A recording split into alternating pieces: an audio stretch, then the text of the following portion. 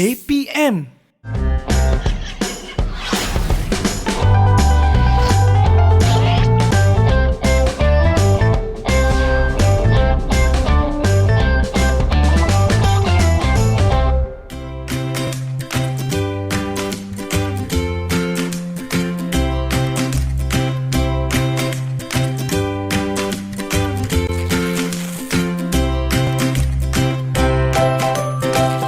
Hujan yang turun bagaikan mutiara, bersinar, berkilau, berkerdipan. Ewa, Oi, cikgu Nisa. Mengendap, cikgu?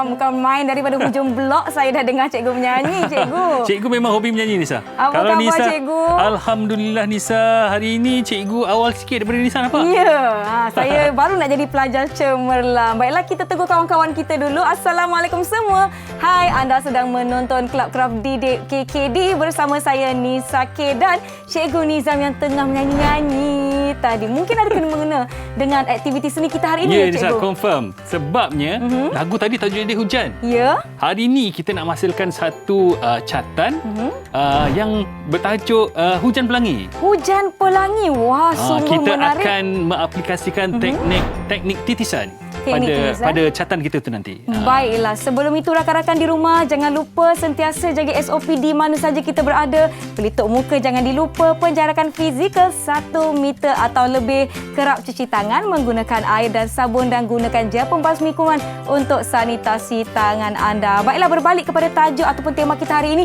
hujan pelangi. Itu yang hujan yang turun tadi, cikgu ya? Ya. Saya dah risau tak bocor ke, cikgu?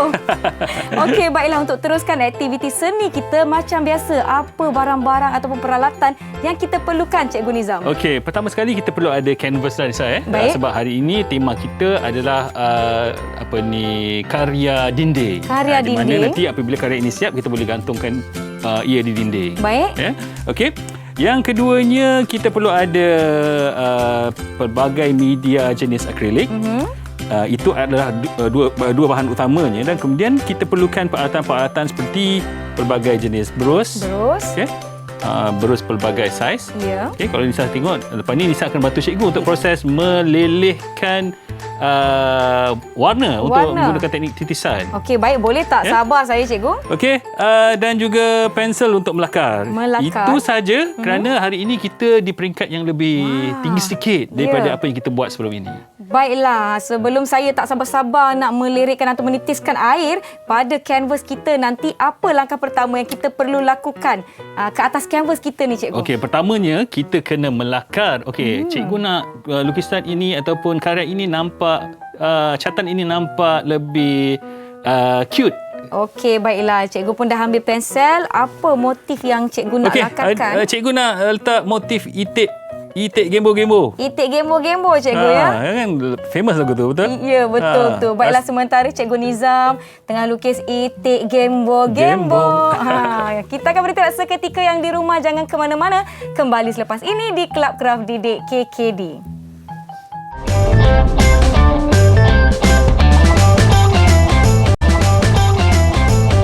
Kembali menonton Kelab Craft Didik KKD bersama saya Nisa dan kita ada Cikgu Nizam, dan kita telah pun siap melukis atau melakar anak itik gembo-gembo. Yang ini. Tapi saya tengokkan cikgu, cikgu dah mula letakkan masking tape. Apa tujuan masking tape ni, cikgu? Okey, Nisa, sebab lepas ni kita akan mengaplikasikan satu teknik yang kita sebut sebagai teknik titisan. Di mana kita akan letakkan warna. Okey. Bermula dengan air terlebih dahulu. Ya. Air itu akan dibiarkan meleleh sampai ke bawah. Baik. Kemudian kita akan titiskan dengan warna yang kita mahukan. Wah. Dan biarkan ia menitis ke bawah untuk memberi gambaran seolah-olah sedang berlakunya hujan. Hujan. Okey, tengok Hujan lagi, pelangi kan, hujan cikgu? kita pelangi. That's why kita nak berwarna-warni. Ya, betul tu. Kita dapat lihat di sini ada motif anak itik. Kalau adik-adik di rumah tak nak letak itik, boleh letak haiwan lain, cikgu? Boleh, tak ada masalah. Lukis orang pun boleh. Orang pun boleh. Ya. Apa saja. Apa saja. Mungkin nak buat gambaran seolah macam satu stall. Ya. Kan? Sebab dia stall ni kan digunakan. Ada atap. Ada atap dan sebagainya. Okey, kan? baiklah. Jika kita dapat lihat di hujung sana, dah ada satu contoh yang telah disiapkan oleh anak murid cikgu, ya? Ya, ya. Yang itu, jadi kita akan cuba untuk lakukan hasil yang sama. Jadi saya akan teruskan untuk meletakkan masking tape supaya tidak terkena air. Ya, tujuan kita melekatkan masking tape itu adalah untuk mengelakkan daripada terkena dengan lilis titisan warna tadi. Ya, baiklah. Sebab kita biarkan warna itu meleleh ya. Jadi kita nak mengelakkan ia daripada terkena permukaan itik gembo-gembo Nisa tadi. Baik. Okey, mungkin cikgu boleh jelaskan apa yang cikgu tengah lakukan sekarang? Okey, sekarang cikgu sedang melakukan bancuhan warna. Okey. Warna ni kena sedikit cair sebab kita nak menitiskan dia nanti. Baik. Supaya dia meleleh dengan baik. Kita tak nak terlalu likat sebab kalau terlalu likat sukar untuk berlakunya lelehan warna yang sepatutnya yang kita gendaki. Sekarang kita nak straightkan dia je saja. Baik. Supaya bahagian ini seolah-olah terlindung daripada titisan hujan. Okey. Teruskan ke bawah je cikgu. Kita tarik je tu. Panjang-panjang sikit. Okey, adik-adik di rumah bagaimana? Mungkin anda telah pun mula melukis motif yang anda kehendaki. Okey, sebenarnya cikgu pilih motif yang agak mudah untuk dihasilkan. Supaya semua dapat murid-murid boleh menghasilkannya di rumah. Kita terus ke bawah cikgu ya? Betul. Satu lagi.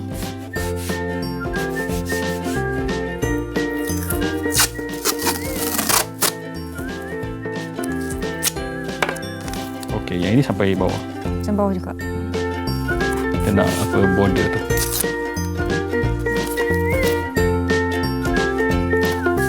Okey cikgu. Okey. Nak tutup ni juga. Mana? Yang ni nak tutup juga ke? Atau kurang Nisa. Kalau Nisa nak. Ini ada sikit. Ini ada sikit. Aduh.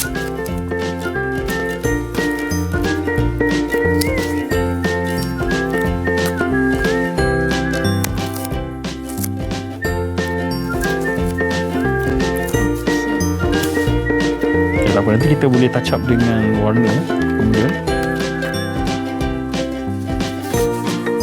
Okey, baiklah. Nisa telah siap melindungi itik kita daripada titisan hujan pelangi itu dengan meletakkan masking tape. Dan seeloknya kita ikut bentuk payung itu. Dan ada sedikit bahagian di sini dan di bahagian bawah. Okey, seterusnya apa yang kita perlu lakukan cikgu? Okey, kita akan mula menitiskan warna-warna yang kita pilih tadi. Okey, Nisa nak mula warna apa ni? Saya nak mulakan dengan warna biru cikgu. Boleh? Okey, ya boleh, tak ada masalah. So kita bergilir Kita mula dengan biru, merah, kuning, hijau, kemudian warna ungu dan warna merah jambu itu tadi. Baik. Okey, kita tengok seeloknya kita titiskan sedikit dulu dengan air Kita guna bros yang lebih besar. Baik. Nisa ada bros Ada? Okey, nanti Nisa buat juga. Mungkin Nisa boleh buat sebelah sana, cikgu buat sebelah sini. Okey. Okey, tengok Apabila kita titiskan air kepada permukaan kanvas, air akan mengalir turun ke bawah. Wow. Sekarang cikgu ambil warna biru. Kita letakkan di atas dan kita biarkan dia meleleh. Dan bahagian yang apabila dia stop, kita akan sambung di situ. Kalau tak cukup air, kita letakkan air lagi. Wah, macam tu ya. Hujan kita akan terbentuk. Okey. Dan begitulah seterusnya. Dah sampai bawah. Nanti dekat sini kita pada bahagian yang kita dah lindungi itu, kita elakkan daripada titisan ke atas. Kita akan terbalikkan supaya kita dapat mengelakkan warna daripada masuk ke dalam bahagian yang kita dah lindungi tadi. Okey, sebelah dia. Cikgu tak nampak lah. Okey, tak apa. Okey. Tak ada masalah sebab hujan kan tidak sekata. Jadi kita biar je lelehan tu berlaku macam mana sekalipun. Okay? Kalau kita rasa warna tu agak cair, kita boleh tambahkan lagi dengan warna yang kita mahukan.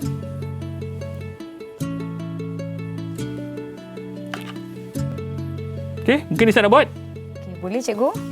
Saya rasa lebih mudah kalau kita letakkan di atas easel. Boleh cikgu? Betul. Okey, sebab saya perlukan kestabilan untuk saya menunjukkan hasil seni saya, cikgu.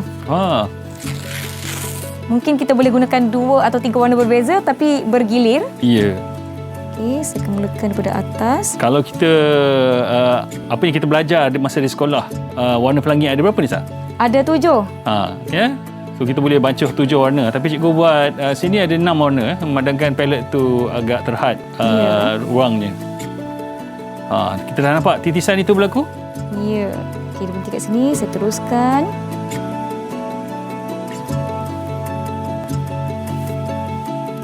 Okey. Teruskan. Betul Lisa. Jadi, tidak ada yang salah dalam menghasilkan seni, karya seni. Ya.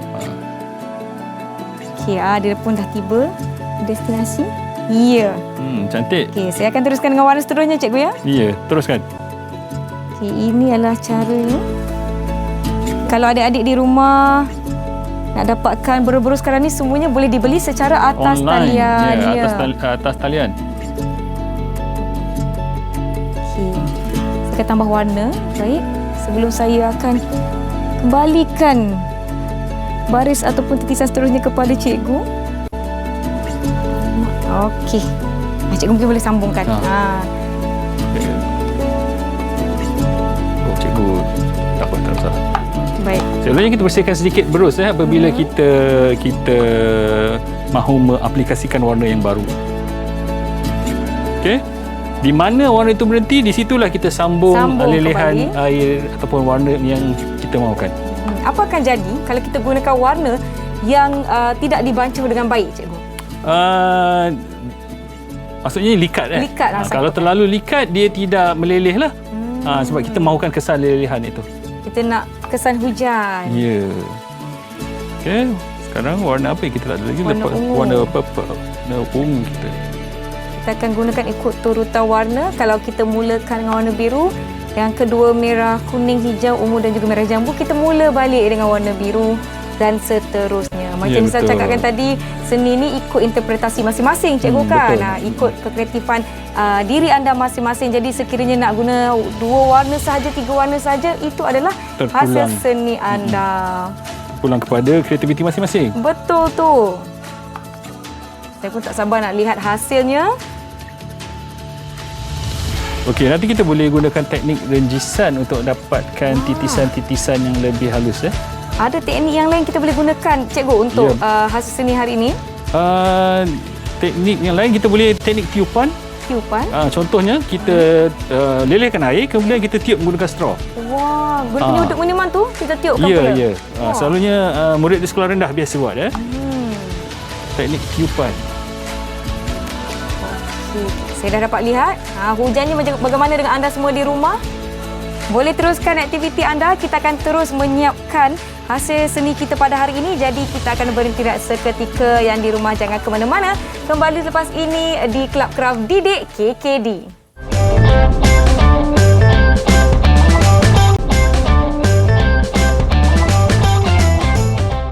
Selamat kembali ke Kelab Kraft Didik KKD. Sekarang kita tengah nak menyiapkan hujan pelangi kita. Tapi kan cikgu, kenapa tiba-tiba kanvas kita ni terbalik, cikgu?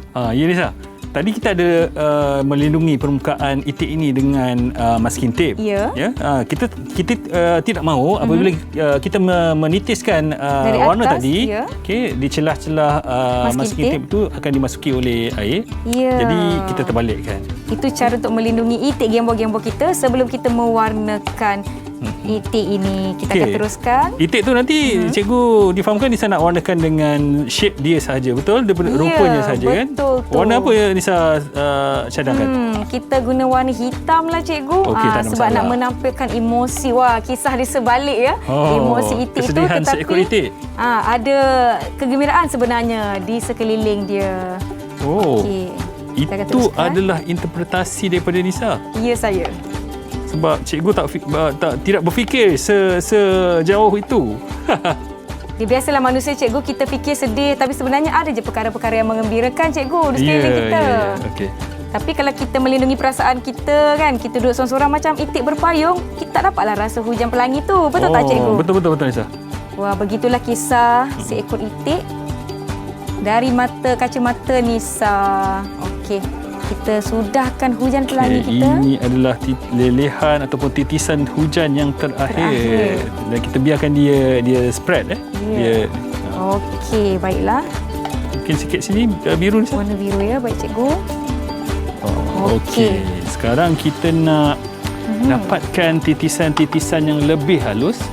Jadi kita perlu menggunakan teknik renjisan. Teknik renjisan. Baiklah cikgu, maknanya saya kena lari dululah cikgu ya. Ya, sebelum terenjis, okey.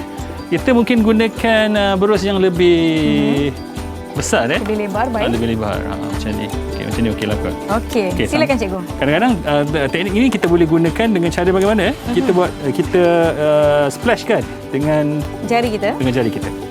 Itu sebenarnya untuk teknik dalam watercolor. Baik. Warna air. Warna cat air. Okey. Tapi hari ini cikgu tak nak guna teknik demikian. Kita nak renjis. Renjis Baik, betul? Cikgu. Betul. Silakan cikgu. Oh, begitu. Kita boleh gunakan apa-apa warna? Apa-apa warna saja. Renjiskan saja. Sebab kita nak dapatkan seolah-olah ada kesan, renjisan atau rembesan-rembesan air-air halus sekeliling kita ketika hujan turun. Okey. Cukup untuk warna merah jambu. Merah jambu kita gunakan warna yang lain. Warna hijau cikgu. Warna hijau ya? Ya, warna hijau. Okey. Senang je sebenarnya. Dan seni itu, kecantikan itu sangat-sangat subjektif ya kawan-kawan. Macam interpretasi Nisa tadi, mungkin betul, apa yang Cikgu Nizam fikirkan lain mesejnya, tapi dari kacamata Nisa lain. Baiklah. Mungkin ada yang perlu ditambah Nisa? Cadangan daripada Nisa?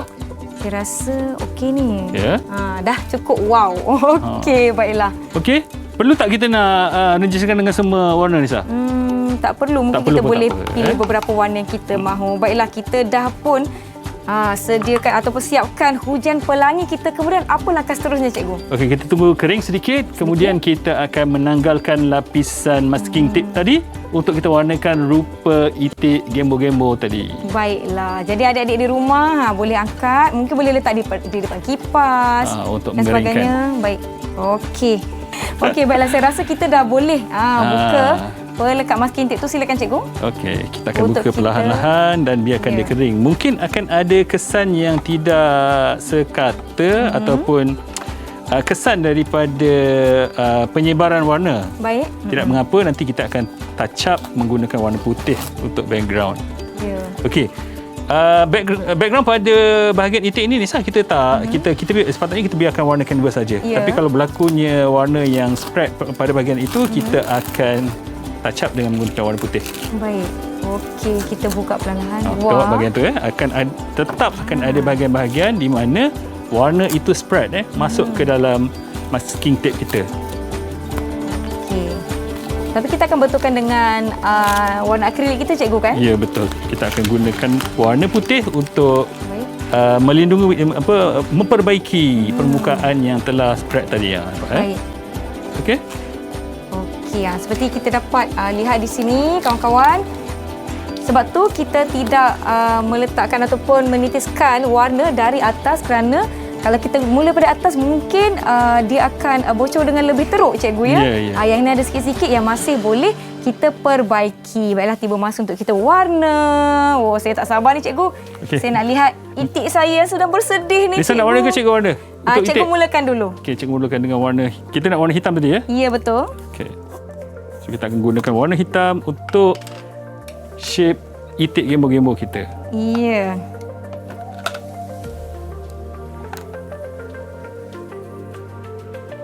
Warnakan warna hitam. Terus sebab kita nak shape saja.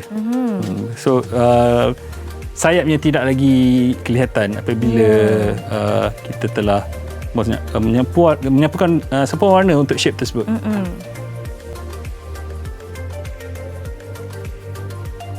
Kita gunakan macam seperti bayang-bayang. Jadi kita warnakan seluruhnya warna hitam. Just ikut bentuk itik yang sedang memegang payung itu tadi. Kita tunjuk sikitlah kat kawan-kawan kita. Mungkin ada adik-adik di rumah, macam mana tu?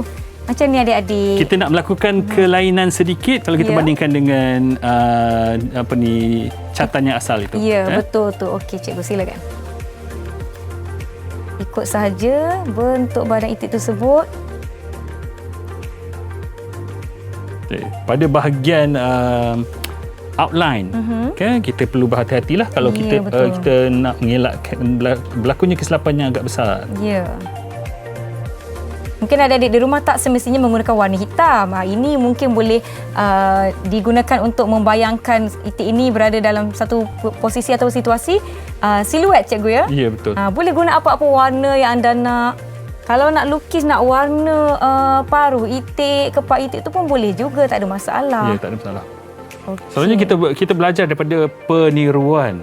Kita meniru daripada alam, kita melihat pada alam, kita mengamati, kita memerhati, kemudian kita menghasilkan satu karya daripada kesimpulan daripada apa yang kita lihat. Baiklah. Okey cikgu, saya tengah nak siapkan. Lagi sikit Lisa. Anak itik saya. Okey cikgu, cepat cikgu. Menarik sangat. Sila berikan saya sokongan padu cikgu. Saya nak letak harga mahal ni dekat lukisan saya ni. Itik gembo-gembo. Kawan Lisa. Okey, ini kita sebut sebagai siluet ni Lisa. Betul. Siluet ni adalah situasi di mana dia macam bayang-bayang cikgu. Bayang-bayang ya, bayang-bayang. Istilah ini banyak digunakan dalam karya seni visual.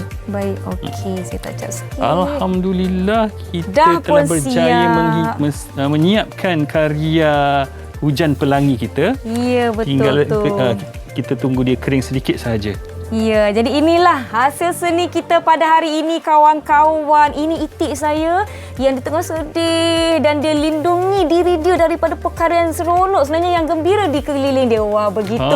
Itu namanya interpretasi dan sedikit mungkin cikgu boleh kongsikan antara nilai-nilai yang kita boleh kongsikan ataupun apresiasi seni berdasarkan apa yang telah kita lakukan pada hari ini. Okey, dari segi mesejnya Nisa dah sampaikan tadi. Ya. Sekarang kita nak bercerita pasal formalistik, di mana kita dapat lihat ada unsur-unsur garisan menggunakan teknik pergerakan. Itu kita nampak pergerakan air yang meleleh daripada atas ke bawah. Ya, betul. Okey, so elemen utama adalah garisan. Kemudian kita ada rupa. Dan kesan lelehan itu dari segi prinsipnya adalah pergerakan.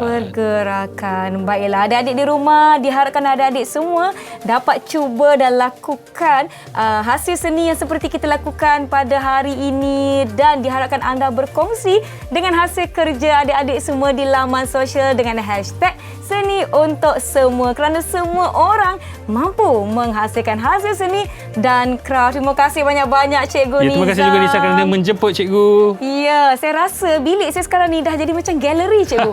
Semua hasil kerja kita saya akan gantungkan di bilik saya. Baiklah, terima kasih kepada semua yang menonton. Jangan lupa Kelab Kraft Didik bersiaran setiap hari Sabtu dan Ahad jam 6 hingga 6.30 petang. Kita jumpa lagi di episod akan datang. Saya Nisa K. Dan saya Cikgu Ahmad Nizam bin Daud. Terima kasih semua. Bye. Bye-bye.